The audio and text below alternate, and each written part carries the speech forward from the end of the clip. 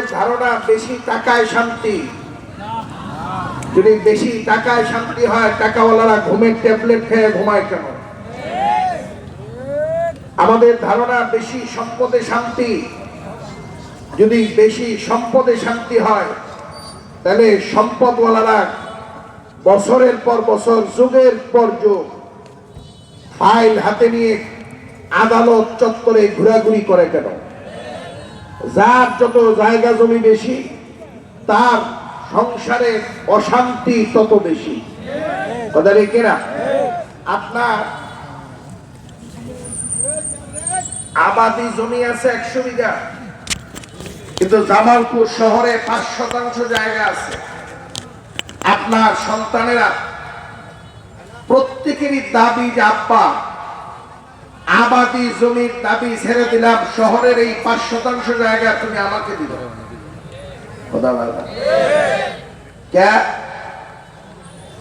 এটা খুব দামি জায়গা, ঠিক না? মেয়ে বিবাহ দিয়ে দিয়েছেন, স্বামীর বাড়ি থেকে আইসা মা বাবাকে বলে যে ওয়ারিশের সব মাফ করে দিলাম, আমাদের 2 বোনের এই 5 দিয়া দেন। যদি দেন তো দোয়া করবো, আর না দিলে বেঈমান হয়ে মরবে। তাহলে সম্পদ বেশিতে শান্তি না অশান্তি? টাকা বেশিতে শান্তি না অশান্তি? জামালপুরের সবচেয়ে সুন্দরী মেয়েকে বিবাহ করবেন, দেখলে চোখ জুড়াইয়া যায়, কলিজা শীতল হয়ে যায়। দেখলে শুধু দেখতেই মনে চায়। এত সুন্দরী বিবি আপনার বিয়া করে আনার 3 দিন পরে শুনেন যে আরেকজনের সাথে হেলো করে। কথা বলেন, এখন কি আর কলিজা শীতল হয়? চোখ কি জুড়ায়? কথা বলেন, আসার কথা করছি। আর চোখ জুড়ায় না, কলিজাও শীতল হয় না। এখন দেখলেই পায়ের রক্ত চিরিক দিয়ে মাথায় উঠে যায়। কথা ঠিক না ভাই?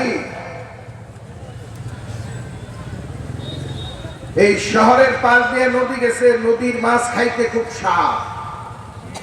বাজারে আসলে এর মধ্যে কারাকারি প্রতিযোগিতা শুরু হয় কেনা। কথা কয় না? বাজার থেকে মাছ কিনা বাড়িতে নিয়ে গেছেন, রান্না হয়েছে, খুব মজা হয়েছে। মজা বেশি হওয়ার কারণে খাইতে বইয়া পেট ভরার পরেও 2 লোকমা ভাত বেশি গেছে। এই 2 লোকমা ভাত বেশি খাওয়ার কারণে কমপক্ষে 3-4 ঘন্টা ভাপরে কাটে। বইয়া শান্তি নেই, খাইয়া শান্তি নেই, শুয়া শান্তি নাই, হাঁটা চলায় শান্তি নাই, কথাবার্তা বলে শান্তি নাই। এক পর্যায়ে গলার ভিতরে আঙ্গুল দিয়া বমি করে ভালায় শান্তি ডেকে নিয়ে আসে। 2 লোকমা বেশি খাওয়ার পরে শান্তি নেই, অশান্তি। দুনিয়ার ক্ষমতা যদি বেশি হয়, পিছনের 100 বছর আগের ইতিহাস বলা লাগে না এখন আর। এই 2-2.5 মাস আগে ক্ষমতা যাদের মেলা বেশি আছিল, মেলা বেশি ক্ষমতা হলে ফলাইয়া যাওয়া লাগে। রান্না করা খাবার পর্যন্ত খেতে পারে না। কথা ঠিক না? পোলাপান সুলাপান লইও লইতে পারে না। সারা দেশে নেতা কর্মীরা কইতো মমতাময়ী মা। আমি যাওয়ার পরে চিন্তা করলাম, এই সারা দেশের গবেট গুলা কারে মা কইছে? এই যারা মা কইছে এরা যদি বলদের ঘরের বলদ না হইতো, তাহলে এরকম ডাইনিরে তো মা কইতে পারে না। মা কোনদিন সন্তান থেকে বলায় নাকি? আমরা তো দেখছি লঞ্চ ডুবার পরে 3 দিন পরে লঞ্চের ভিতরে যে কাদার ভিতরে মার সন্তানের লাশ উঠাইছে, মা সন্তানকে বুকের থেকে ছাড়ে নাই। কথা দেখি না? এ মা তো ধোঁকাবাজ মা, এ মা তো ডাকাত মা, এ মা তো ইবলিশ মা, এ মা রক্ত খেকু মা, এ মা জালেম মা, এ মা হওয়ার কোন যোগ্যতা রাখে না।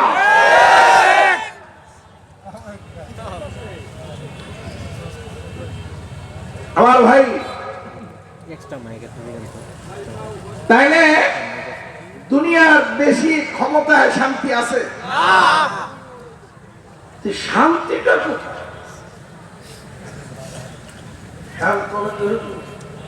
শান্তি তো আপনি হাত পাখার করলে লোক হাত পাখা, হাত পাখায় শান্তি কথা আমি কবু না। আপনারা তো 53 বছর যাদেরকে শান্তির জন্য এরকম সিল পিঠে পাঠাইছে, 53 বছর তো আপনাদেরকে কেউ শান্তি দিতে পারে নাই। 53 বছর পরে যদি ভুল করেন, আবারও তাদের মিথ্যা ভুলঝুরি শুনে তাদেরকে আবার পাঠান, তাহলে আপনার ট্যাক্স আর ভ্যাটের টাকা দিয়ে তারা বেগম পাড়ায় বাড়ির পরে বাড়ি, বিল্ডিং এর পরে বিল্ডিংই বানাবে। 53 বছর পরে যদি সিদ্ধান্ত নিতে ভুল করেন, তাহলে আবার 53 বছর না 100 বছর আপনার ঘরে জালেম চেপে বসবে। আর যদি সঠিক সিদ্ধান্ত নিয়ে বিগত দিনে যাদেরকে জায়গায় পাঠাইছিলেন, ওই জায়গাতে অন্তত একটা বারের জন্য ইসলাম এবং ইসলামওয়ালাদেরকে পাঠাইয়া দেখেন, শান্তি আসে কি আসে না, পরীক্ষা করা যায় কি যায় না? একটা বারের জন্য একটু পরীক্ষা করা যায়? এখন যায় যায় যায়। তো শান্তিটা কোথায়? অবশ্যই তো শান্তি আছে, কোথায়? দুনিয়ার কোন বেশিতে শান্তি নেই।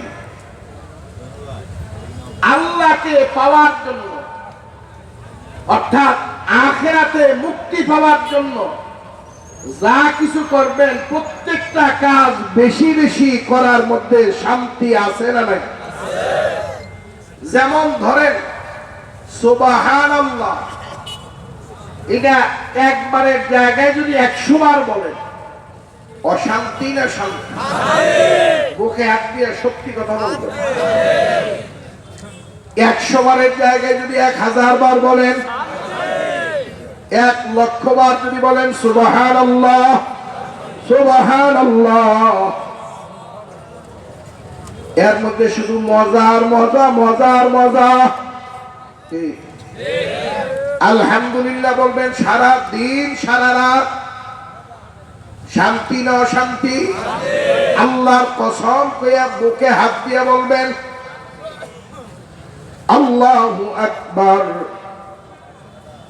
এটা 1 কোটি বার বললে অশান্তি লাগে না শান্তি লাগে? লা ইলাহা ইল্লাল্লাহ, এর মধ্যে শান্তি না অশান্তি? যত লা ইলাহা ইল্লাল্লাহ বলবেন তত মজা। লা ইলাহা ইল্লাল্লাহর মজা কখনো কমে নাই, কমবে না। কথা ভাই না? অনেক আল্লাহর বান্দারা লা ইলাহা ইল্লাল্লাহ জিকির করতে করতে কবরে চলে গেছে, মজা কমে নাই। কথা ভাই না? সারা দিন বলবেন মজা, সারা রাত বলবেন মজা, সারা সপ্তাহ বলবেন মজা, সারা মাস বলবেন মজা, সারা বছর বলবেন মজা, সারা জিন্দেগি বলবেন লা ইলাহা ইল্লাল্লাহ। এটার মজা কমে না, বরঞ্চ মজা শুধু বাড়ে আর বাড়ে। এটা পুরাতন লাগে না, অভক্তি লাগে না। কথা ঠিক না? বলবেন যে হুজুর লা ইলাহা ইল্লাল্লাহ তো বলি, কই মজা তো পাই না। আল্লাহর বান্দারা শরীর যদি অসুস্থ হয়, বিবি যদি বিশ্ব সুন্দরী হয়, অসুস্থ শরীরে বিশ্ব সুন্দরী বিবির মধ্যে মজা পাওয়া যায় না। কথা ঠিক কিনা? শরীর যদি অসুস্থ হয়, কলিজার টুকরা সন্তান পোলাপান শরীরের মধ্যে দলাদলি করলে বিরক্ত লাগে, ধাক্কা দিয়া সরাইয়া দেয়। কথা ঠিক কিনা? আর শরীর সুস্থ, পোলাপান দুষ্টামি না করলেও বাবা আদর করে পোলাপানের সাথে ডলাডলি করে, মাখামাখি করে। ওই মাখামাখি ডলাডলি খুশাখুশি ঠুকরা ঠুকরি বাচ্চার সাথে একটা মজা আছে না নাই? কথা খায় আছে না নাই? আছে না নাই? আর যদি শরীর অসুস্থ হয়, কলিজার টুকরা সন্তান ডিস্টার্ব করলে, শরীরের মধ্যে এসে যদি একটু বিরক্ত করে, দলাদলি করে, ধাক্কা ধাক্কি করে, বাবার সন্তান ধাক্কা দিয়া ফালাইয়া দেয়। বিবি যদি বিশ্ব সুন্দরী হয়, সুন্দরী বিবির দিকে চোখ যাওয়ার পরেও কোনো আকর্ষণ বাড়ে না, মজা বাড়ে না। আর যদি শরীরটা সুস্থ হয়, ঘরের বিবি যদি কালাও হয়, কালা বিবির মধ্যেও মজা পাওয়া যায়, স্বাদ পাওয়া যায়। কথা ঠিক কিনা? লা ইলাহা ইল্লাল্লাহ। যারা স্বাদ পাও না, তাদের কলবের মধ্যে ডিস্টার্ব, কলব রোগাক্রান্ত। কথা ঠিক কিনা? জিহ্বা যদি সুস্থ হয়, পান্তা ভাত, কাঁচামরিচ, পেঁয়াজ মজা লাগে। কথা কয় না?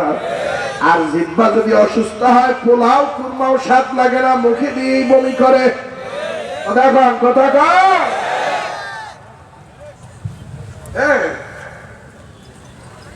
খাবার তো জিহ্বা দিয়ে পেটে থাকবে, ঠিক না? পেটে কি কোনো স্বাদ বোঝা যায়? পেটের মধ্যে কষ্টের মজা বোঝা যায়? খাবারের স্বাদ পেটে না, পিঠে না, হাতে না, পায় না, মাথায় না। খাবারের স্বাদ হলো জিহ্বায়, আর লা ইলাহা ইল্লাল্লাহ স্বাদ হলো আত্মায়। কথা হয় না? কোথায় লা ইলাহা ইল্লাল্লাহ স্বাদটা? কোথায় নামাজের সেজদার স্বাদটা? কোথায়? কথা হয় না? ইবাদতের স্বাদ হলো আত্মায়, খাবারের স্বাদ হলো জিহ্বায়। আর আপনার কলব যদি অসুস্থ হয়, আজান শুনতে ভালো লাগবে না।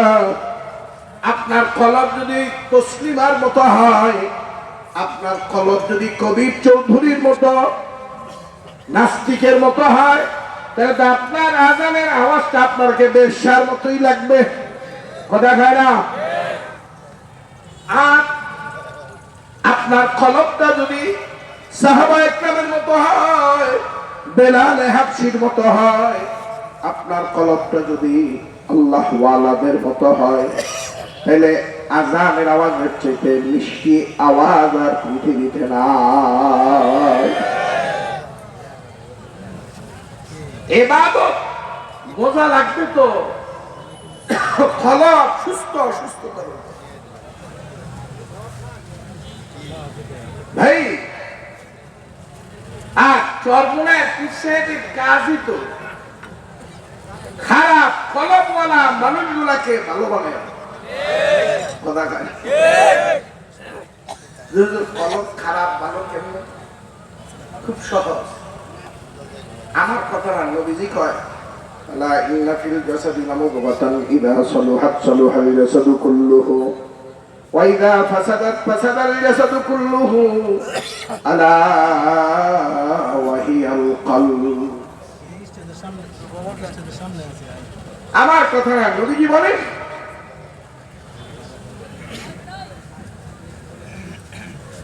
আলোচনা তো আর বেশি আগানো যায় না। আলোচনাটা আর একটু পরে করি, কিছু কাম আছে, কামটি সেরে নেই নাকি আসে কাম ওয়াশটার সামনে আগে একটু পরে, কারণ হুজুর অল্প কয়েক মিনিটের মধ্যেই চলে আসবে।